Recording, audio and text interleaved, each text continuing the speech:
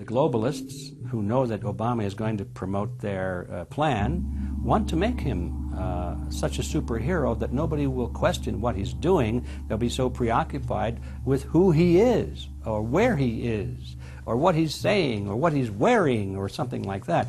The idea of making him into a celebrity is very valuable because that way people are less inclined to ask, what is he doing?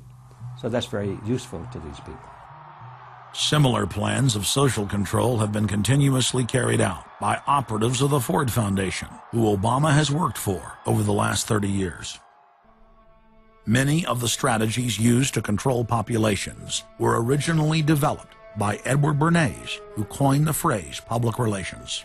Bernays said that if you manufacture an authoritative figure who repeats the same messages over and over, that this will appeal to the masses' subconscious desires. Yes, we can. The unwashed masses will helplessly follow the leader and go along with any message they spout. Yes, we can. Yes, we can. We shall overcome. Yes, we can. We will respond with that timeless creed that sums up the spirit of a people. Yes, we can. Thank you. Today, these exact techniques are being used with devastating effect against the general population. Obama is the latest version of 21st century mass mind control. The psych warfare engineers are counting on Obama to finish the plan they began decades ago. Beyond their plans to devastate the economy for global consolidation, a new international framework of draconian law is being constructed to establish a system of neo-feudalistic serfdom. Remember, it was Bill Clinton who gave us NAFTA. And it was Al Gore, the hero of the environmental movement, who was the hatchet man for the Clinton administration to cram NAFTA down the throats of a reluctant Congress. Now, this is a good deal for our country, Larry, and let me explain why. Al Gore, who carried the ball for NAFTA and GATT, is now one of the top standard bearers for the elite's agenda. I didn't interrupt you. Okay, now, guys. Then maybe it just... Is this... NAFTA. Why? Huge numbers of manufacturing jobs left Canada, came into the United States because of a 15% wage differential. We pay our workers less in Canada. Now, when you've got a 7-to-1 wage differential between the United States and Mexico, you will hear the giant sucking sound. No, there's a political lesson, there's a business lesson. Sorry. He serves as the front man for the carbon tax cap and trade scheme, which will not only increase taxes on every American, but will also transfer our national sovereignty and rights to a tyrannical world government, all in the name of saving the earth. Is the legislation that we are discussing here today, is that something that you are going to personally benefit from? If you believe that the reason I have been working on this issue for 30 years is because of greed, you don't know me. I've been willing to put my money where my mouth is. Do you think there's something wrong with being active in business in this country? I am simply asking for clarification. I'm proud of the it. Relationship. I'm proud of it. My name is Dr. Tim Ball. I'm a climatologist. I have a PhD in climatology from the Queen Mary College, the University of London, England. And I've been studying climate both with my 9 years in the Canadian Air Force, where it was essential to flying, and then after that at the university. So it's essentially been the whole theme of my career. Initially called climate skeptics. I said, but all scientists are skeptics. If you're not a skeptic, you're not a scientist. And then when that didn't work, then they came out with the charge that we were climate change deniers. And I remember when I was first called a denier, and it was in the Times of London in England, and of course the word denier was clearly deliberately chosen because of the Holocaust connotations of that term. So it was not only a charge that you were ignoring the truth, but you were doing it in a very evil way. And of course, I laugh about that now because my whole career has been anything but a climate change denier. I've spent my career trying to educate people to how much climate change is naturally. So I'm anything but a denier, but of course that is part of the politics. Under the Nazis, there was something called race science. They had a lunatic theory of eugenics, the Aryan heritage, and all the rest of this. Absolute crackpot pseudoscience. There was no empirical measure or empirical test for the validity of those theories. They simply asserted them, and if you were a professor who stood up to them, then the Gestapo would come and take you away. We are perilously close to such a situation right now.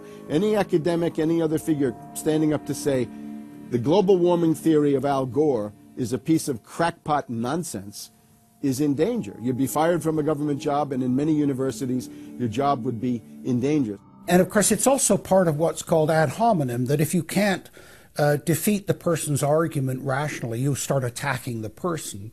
And we see that with these terms, and we see it with Al Gore calling them flat earthers. Congressman, you began by denying that there is a consensus on the science. There is a consensus on the science. Well, you mustn't have been listening to our testimony that we've had for the last few days with dozens of experts that have come in who have given completely different views. Well, I would encourage you to go back and look at the testimony this committee's heard. There are people who still believe that the moon landing was staged on a movie lot in Arizona. And neither of us are one of those. And I know you like giving those cute anecdotes. This is not a cutesy issue. We're talking about something that can export millions of jobs out of our economy, out of our country. Richard Lindzen, an MIT professor of atmospheric physics, said it many years ago when he said the consensus was reached before the research had even begun. And then scientists like myself that stood up and said, hold on a minute, I got problems with this. Oh, paid by the oil companies, don't trust that guy. What the international scientific community is saying is correct. There is no legitimate basis for denying it. Now, you hear the consensus argument. Well, the majority of scientists. What they're always talking about is, and originally the IPCC was about 3,600 scientists, it's now down to 2,500. That's the people they're talking about. But when you look at it, most of them are bureaucrats. They're not scientists at all.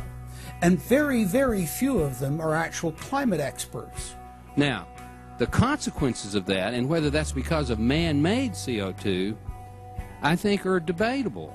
If CO2 is not causing the climate change, what is? What are the major driving factors? And so they're essentially the ones that are left out by the Intergovernmental Panel on Climate Change. It's unbelievable to me that they can come out and ignore the sun.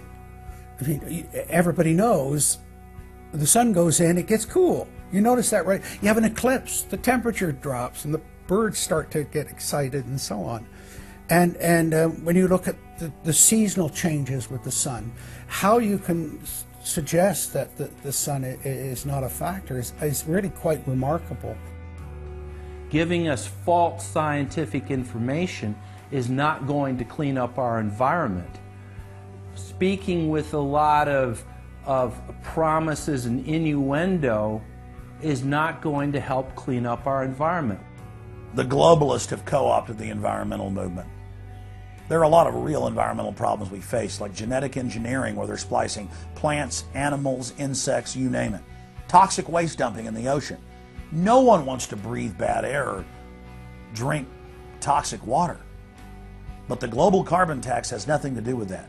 It's a tax literally on breathing. Go out on the street or talk to your friends, your neighbors. Ask them, hey, should we ban dihydrogen monoxide? It's bad for the environment. The average person will sign your petition calling for the banning of water. That's right. Dihydrogen monoxide is water. It's the same thing with table salt, sodium chloride. And that's exactly what the establishment is doing with carbon dioxide. Ooh, dioxide.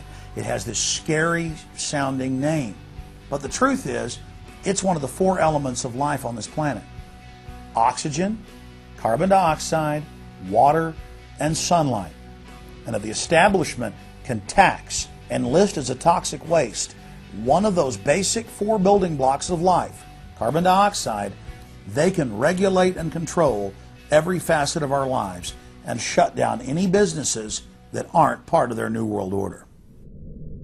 The idea that carbon is a pollutant is essentially a way of saying that humanity is a disease or a cancer that ought to be wiped out. Genocide.